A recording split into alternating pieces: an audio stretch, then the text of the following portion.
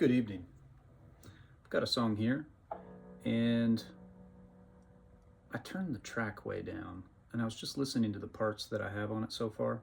I've got 3 parts on it. I have kind of a swelly, bendy Telecaster track.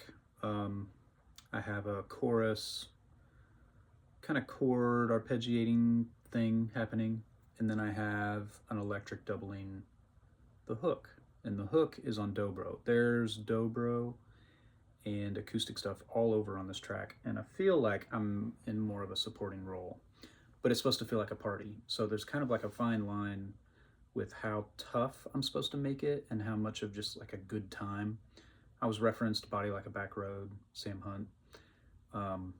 It's just feel good, bonfire, having a great time. This song needs to sound like we're having a great time. I turned the track way down. I was just listening to my parts, and it got me to thinking about something. And I think this is true. I hesitate to say that it applies to every situation because if you've watched my channel at all, you know that I always talk about these rules and how we learn them, figure them out, and then we break them with impunity. But I think this is a pretty solid rule for playing on songs for recording. You need to hear in all of your guitar parts, if everything else is muted, you should still be able to tell what part of the song is happening. If you listen top to bottom, you should be able to tell where the verse is. You should be able to tell where the chorus is. You should be able to tell where the second verse comes in. You should be able to tell where there's a bridge, where there's a down chorus. You need to be able to hear all the dynamics, like the arc of the song as it grows and crescendos and comes back down, decrescendos. You need to be able to hear that in just your parts. So I was listening to this and hearing so much acoustic stuff going on, which is really great. And I'm not sure who played it. I'm gonna have to ask the producer because there's some really good dobro, and I wonder if it's Josh Matheny. He's kind of one of the main dobro guys in town. They could have called Jerry Douglas or Randy Coors. I'm not really sure. Now, a lot of the pedal steel guys here are awesome dobro players too, even if it's not their first thing. It's kind of expected that you're able to do that. Just like it's expected that you will bring a mandolin and a banjo if you're the acoustic guy. If you're pedal steel guy, it's sort of expected that if you get asked to do dobro, then you've got that as well. So it could be one of them. It doesn't, I don't immediately recognize who it is, but it's really great. Anyway, that's all beside the point. I want to listen to my parts and see what else I'm missing. I feel like this could have some weight in the choruses from a baritone. That's why I've got my baritone. The whole first part of the song is pretty it's down. We're waiting for the first chorus. So I'm going to go ahead and jump in on the first chorus. And here's the thing. This entire song is basically the same thing. 1 split 6, 4 split 5, and it's got that push feel. We're in the key of G, so on a baritone, it looks like I'm playing in C.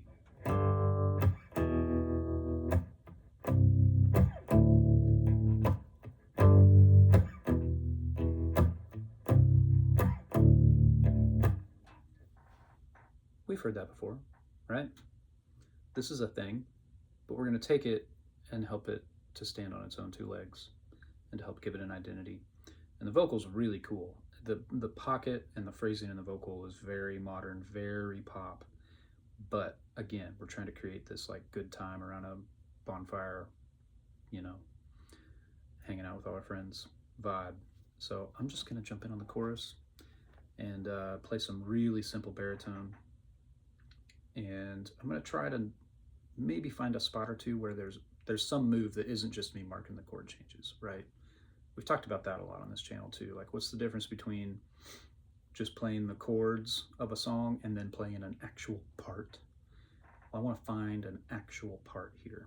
So it might be really subtle. There might be one move in 4 bars that then repeats, because every chorus is 8 bars. So if I can do something to put a move somewhere and create a 4-bar phrase out of it, It feels more like a part and less like I'm just, you know, reading the chart down. So here we go. I lied. I need to arm a track. Always helps. And I'm using my Sarge tonight. I wanted just a really open, nice, clean, warm, open back. I don't want the punchy thing of a closed back. I actually tried my Bogner cab and completely wrong. That's a closed back cab. So it's in my 112 Morgan in the garage. So here we go. I think for real this time. Make sure my pre-roll's good and everything.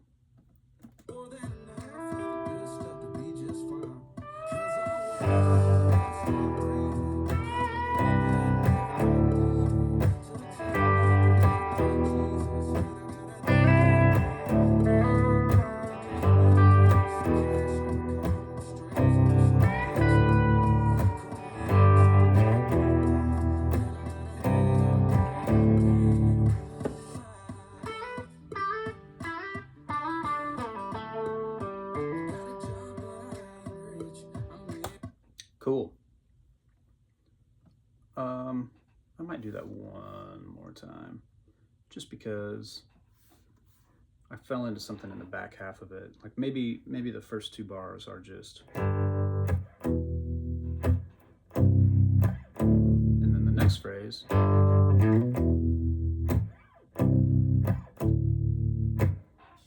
That simple thing turns what you're doing into a 4-bar phrase. That's how you create a part. You find something that's repetitive, meaning you're going to do that every 4 bars. And it's simple, it doesn't stick out, it's not fatiguing, but it changes you, it changes what you're doing from playing the chords to actually playing a part that can belong on a record. It's the whole thing here. So let's do this one more time. And I'll make sure that's both halves of the chorus.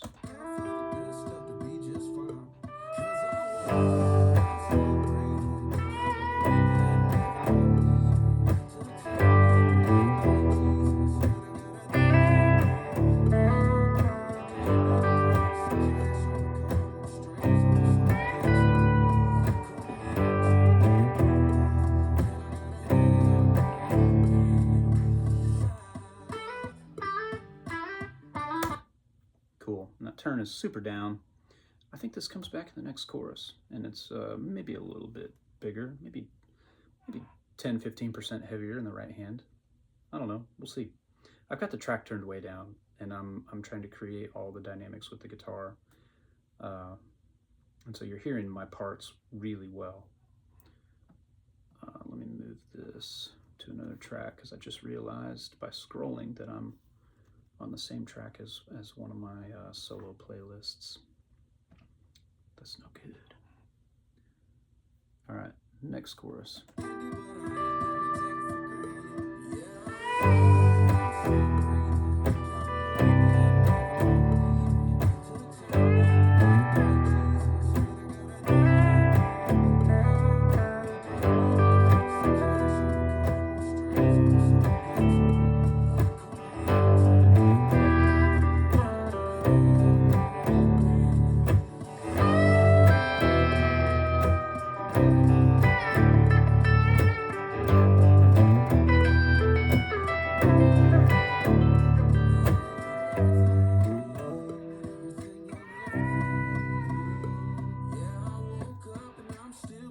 Down chorus.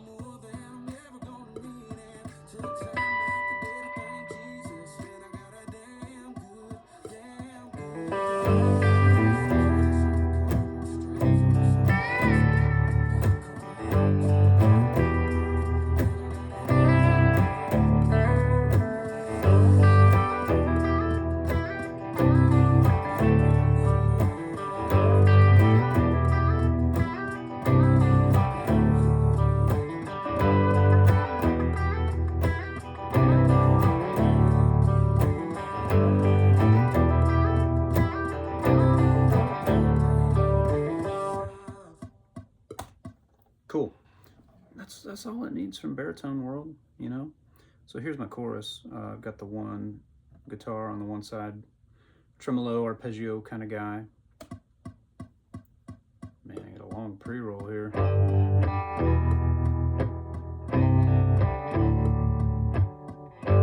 My bendy vibes.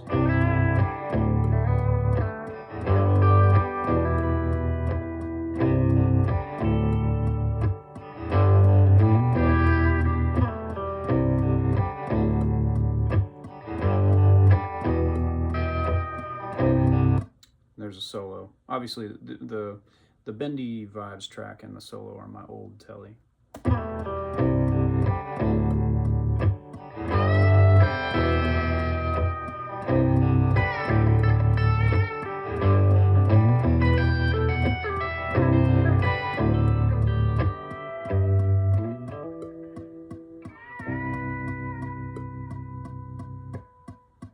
Down chorus right there. And again, you know me, I clean up these tracks. I'm gonna get rid of all this just dead space where I was letting it roll.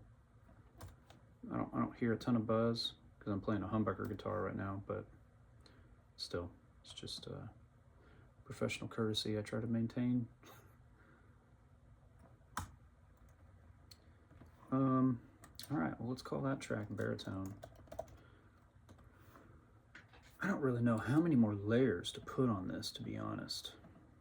I think that it could do with some kind of delay vibe, something that sort of creates kind of a glue for everything. So, of course, I grabbed the Jazz Master for that.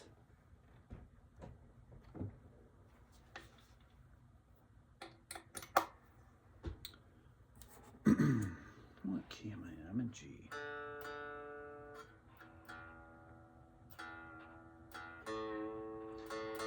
That can be a hard part of playing sessions. You grab a baritone on your first part and it's in C. So now you're thinking key of C. Well, then you go, wait, that's not the right key. You gotta play it in a different key, in a different position on a regular guitar fretboard. Same thing going the other way, you know? And sometimes I'll tune and I'll make sure that everything's in tune, but my guitar's in some other tuning. Like it'll be in drop D, right? And I'll go to hit a G chord and it ends up sounding like this. Because the low E string's down a whole step, so when I play the 3rd fret, I get an F. That's a very common, like, oh, I'm in drop D. It's very, very common. I'm at 87.5 BPM. So let me change this guy here. It's my timeline. I want some sort of long repeats. I'm not sure if I want to play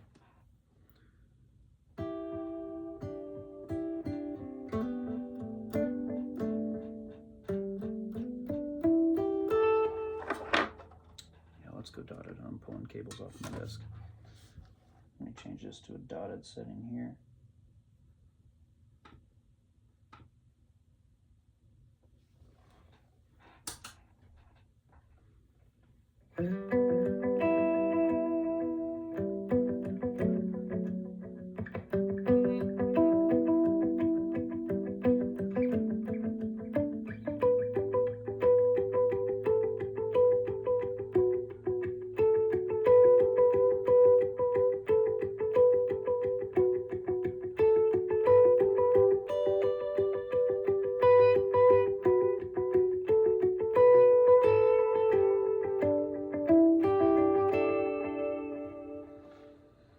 We'll see if that's not too much movement for the chorus.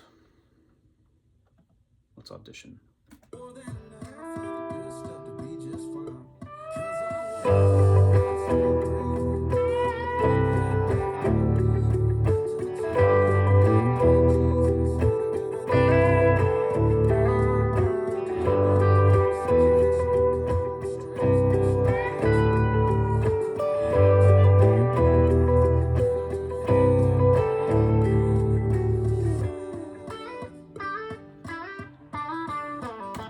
coming together. There's a real strong, like the vocal does a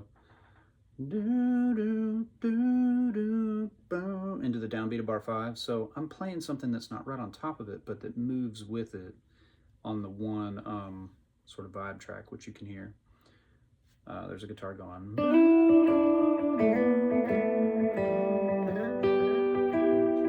So I feel like jumping on that rhythm, it doesn't have to be the same notes, but jumping on that rhythm is cool here. Helps kind of bring things together.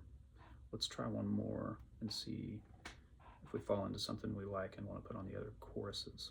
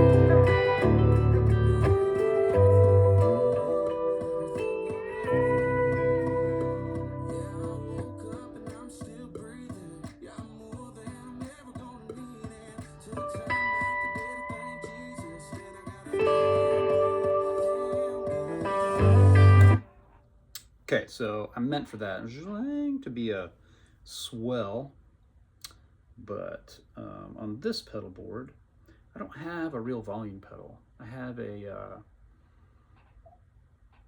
a boost pedal that's expressible, and I have an expression pedal hooked up to it. So the first company that I saw do this was, I think it's called Vertex. They have a boost that's expressible or whatever.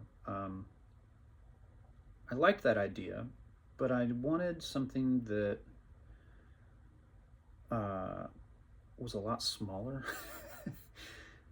and something that I could run where it was just bone dry, dead clean, bone dry. It's not like there's any modulation or reverb on a boost, but just completely clean.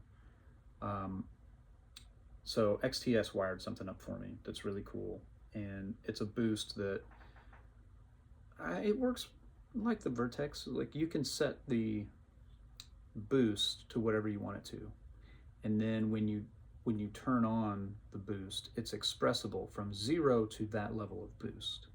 So when I have it on the expression pedal set, when I turn it on and with the expression pedal plugged in, which it lives plugged in, when the expression pedal's toe down, it's at full boost. If I have the boost knob all the way at 0, it's unity. So there's no boost at all, and I'm just using it as a volume from 0 to unity volume. But when that knob is turned up and anywhere else in the range, my expression pedal goes from 0 to that. Like when it's toe down, it's in that amount of boost. So I need to turn it on, and then I can do stuff like that. So let me get in on that chorus, that down chorus one more time.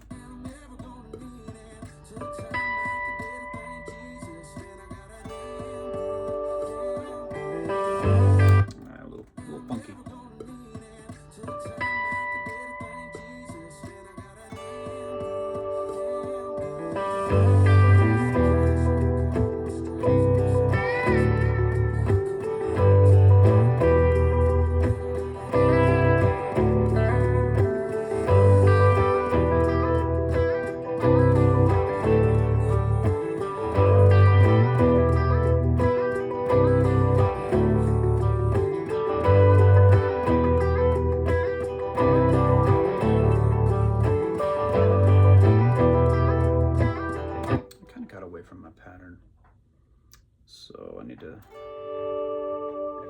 And getting away from my tuning here.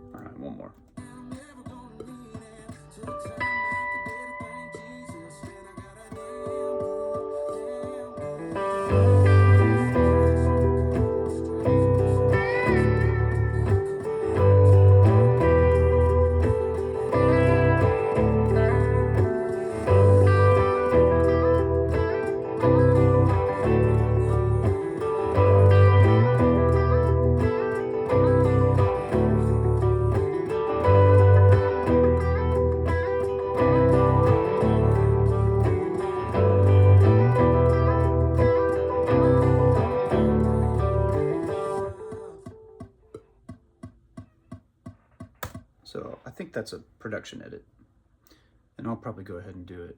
I'm supposed to mute that note, and then the lyric is what's going to be the last thing ringing out. So I feel like maybe here is a good spot to mute. Let's listen to it.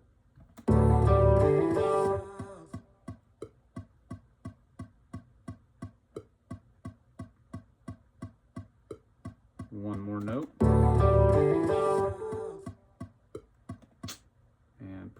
And yeah, that's a little funky underneath what he's saying. So maybe, just maybe, it's cut off even before that.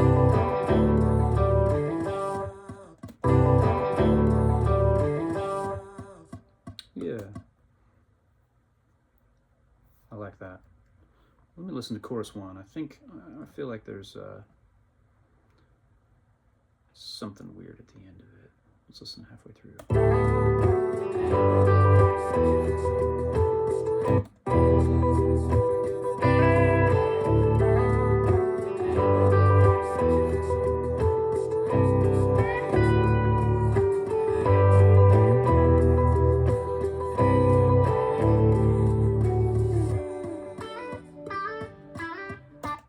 I wonder if that's only once in each chorus. I wonder if I don't do that line in bar 8 the way I'm doing it in bar 4. I didn't on the other guitar.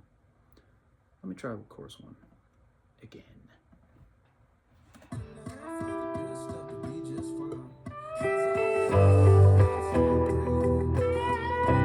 Get a better entrance there.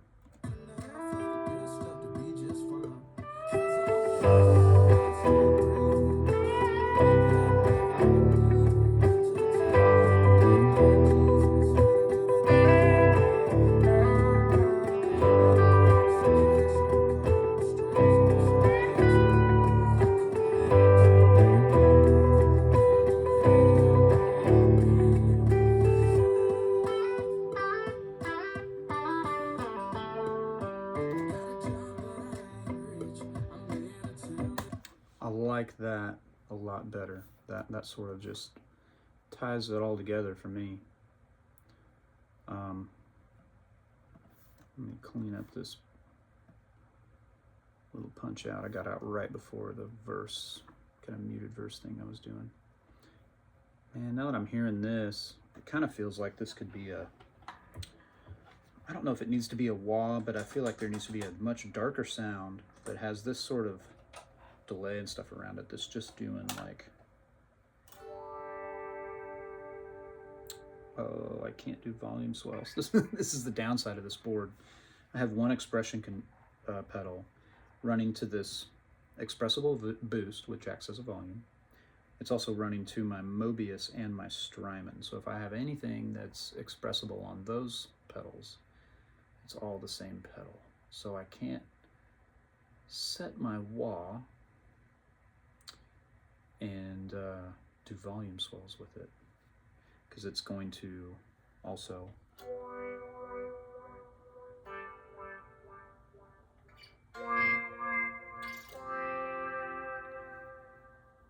kind of cool too, being able to do both things at once. But let me I wonder if like bridge pickup, tone knob all the way off, if that's the vibe.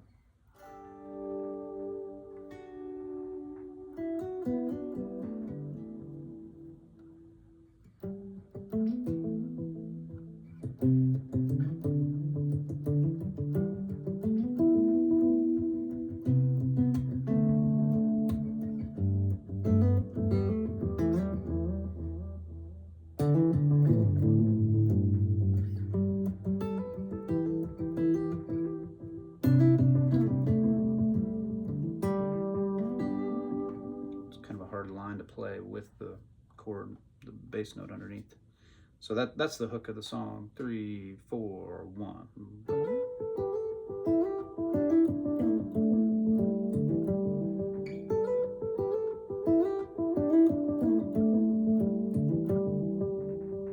you play the root notes underneath it.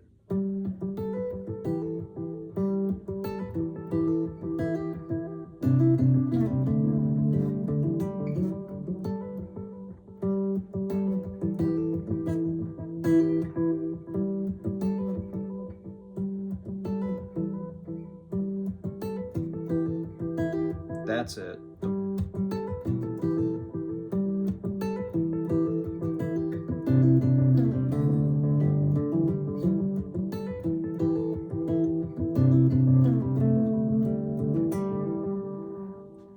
And you got the root notes underneath it. Not that I'm going to do that. That's one guy doing too much.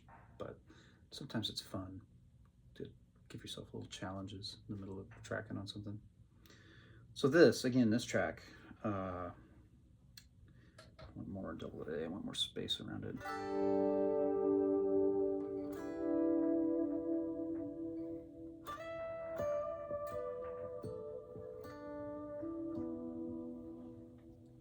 Man, let's just go from the very top and see what sort of stuff we can add through the whole song.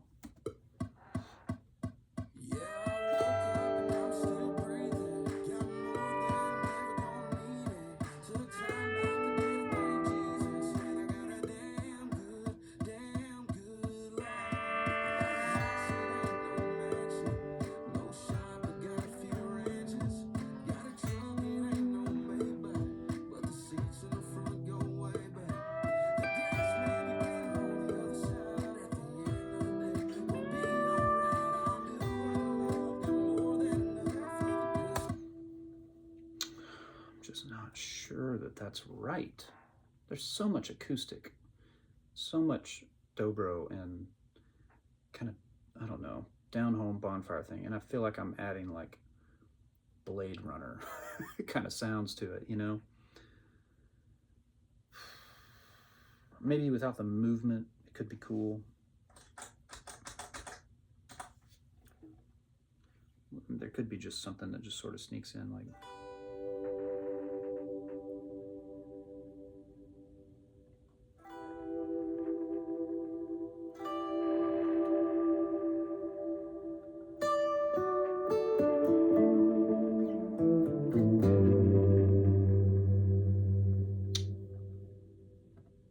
That sounds crackly in a way that it's not supposed to be. I'm going to move it to the other side.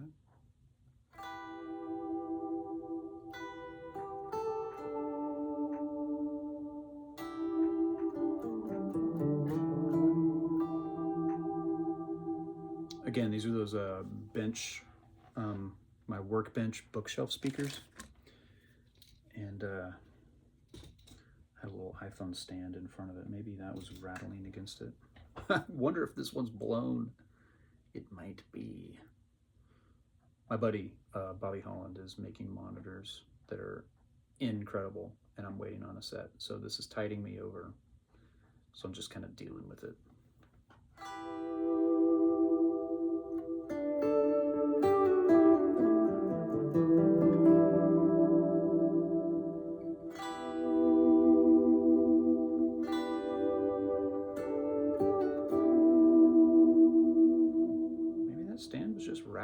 against it. Okay, back to the track. I'm gonna put it right up the middle. Let's see how everything else is panned. Yeah, my baritone's panned, other one's panned. Solo, I'll put that a little to the right, to my right. That delay part's in the middle. I'm gonna do something that I don't normally do. I'm gonna send that to an aux track. So in my sends in Pro Tools, I'm gonna choose a bus. I'm gonna send it to bus 1 and 2, stereo bus. Now, in every Pro Tools session in my template, I have an aux input open, a stereo aux fader. So what I need to do on that is choose the input as the same bus that I'm sending from the track. Kind of amazing. So what we have now, and what I'm going to solo safe it, which is command. You command click on the solo knob in the aux channel.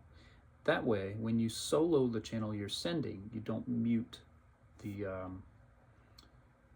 whatever effect you're getting. So then, on that same aux channel that I chose my input as bus 1 and 2, I'm going to select under inserts a multi-channel plugin. I like little plate a lot. Just adds some space and some vibe to about everything. I love the default setting. I don't even mess with it. I just crank my send fader from the track that I'm going to send to it. I already recorded this track. It's the delay part that I just got done doing. So if we listen to that solo, I have my aux, my send fader all the way down. I'll raise it up slowly. You can hear it.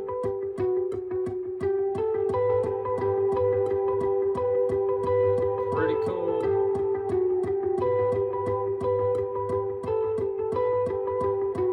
I find that less is more with these kinds of things. I don't want to go like way too much. So I leave it just enough to really notice it.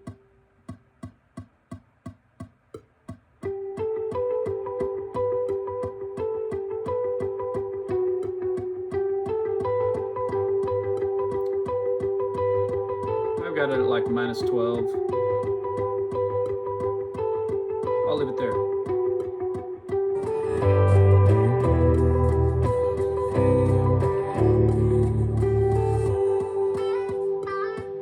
You just don't want it too thick, because then it's going to sound like Delay Guy is in a cave behind the bonfire by himself. Like, that doesn't make any sense. And it's just something I'm going to use for my own enjoyment while I track this other stuff, because chances are the producer and the mix engineer are going to create their own space for everything that I'm tracking to live in, right? And so I try not to print real heavy stereo verbs or real heavy stereo delays. If the effect is integral to the part I'm playing, like the delay on that, I print that. But this stereo verb that kind of widens it out, not necessarily integral to the part, and they probably have a way that they want to do that. So I'll use it here as I'm playing, but I'm just gonna leave it. I'm not gonna print it. All right, back to this dark. I don't think it needs a pitch vibrato on it. Let's come in after the band comes back in. It's a really down intro, and then there's another verse.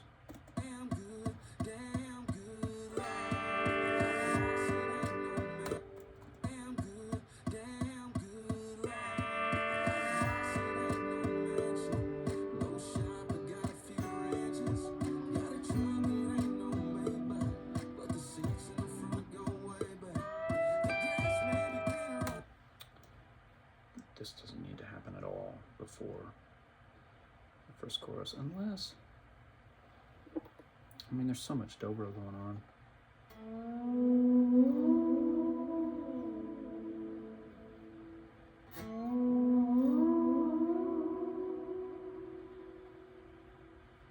there's a real lazy chorus part here.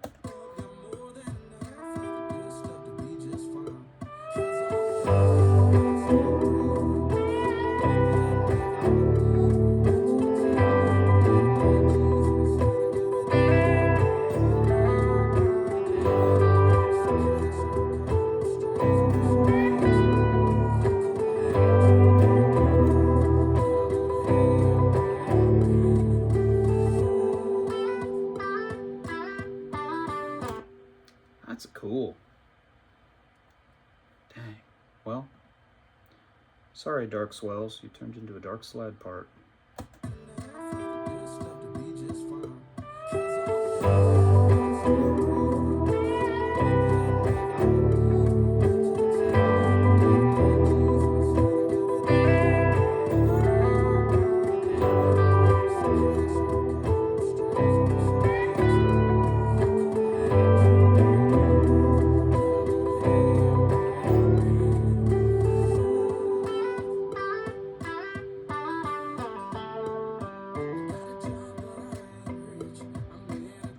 Cool. Next chorus.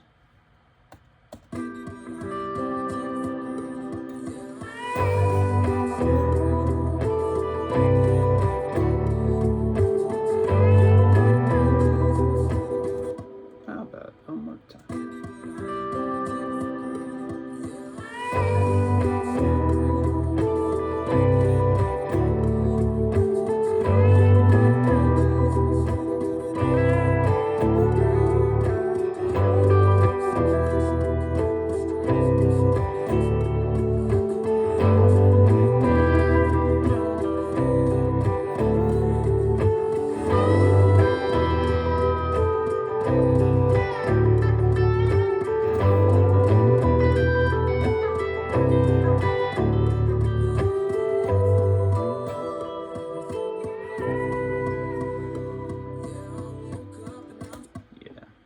It didn't even have to be there in the bridge.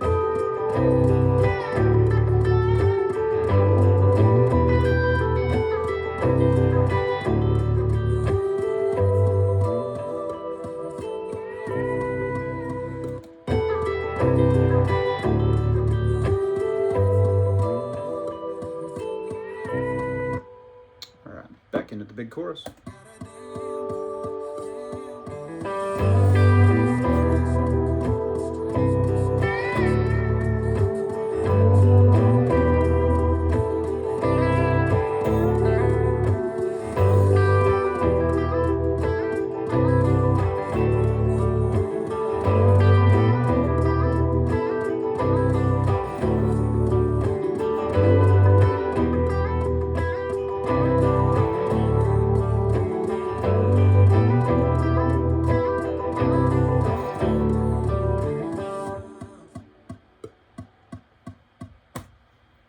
Cool.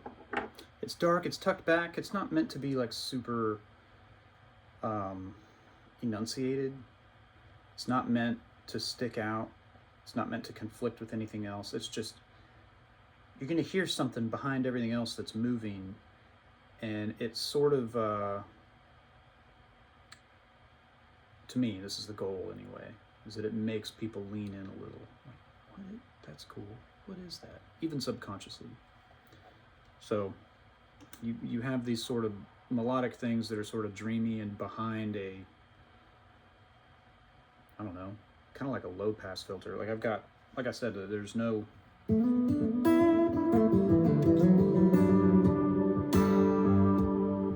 just tone knob off.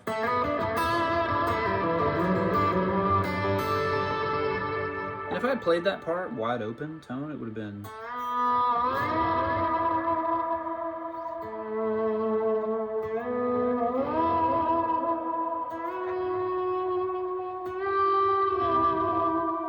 like those are the notes, but I'm tone knob off.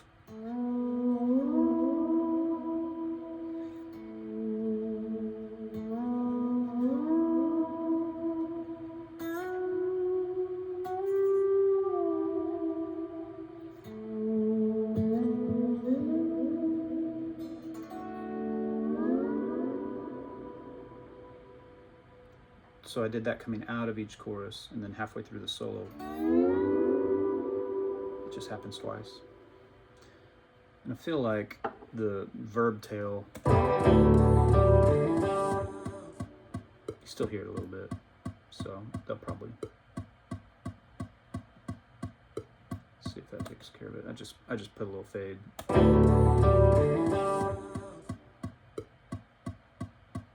they'll probably get rid of it even before that. So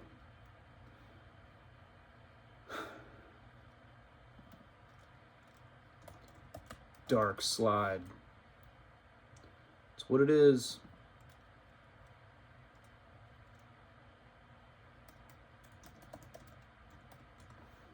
Calling that delay thing a delay pad.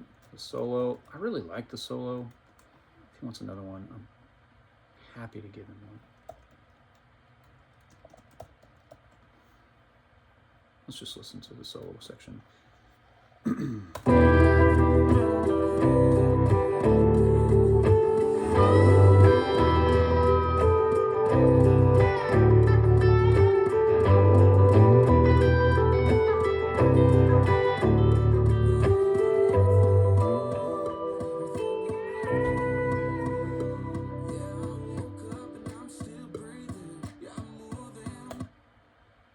Cool. All right. Let's see what he says. See ya.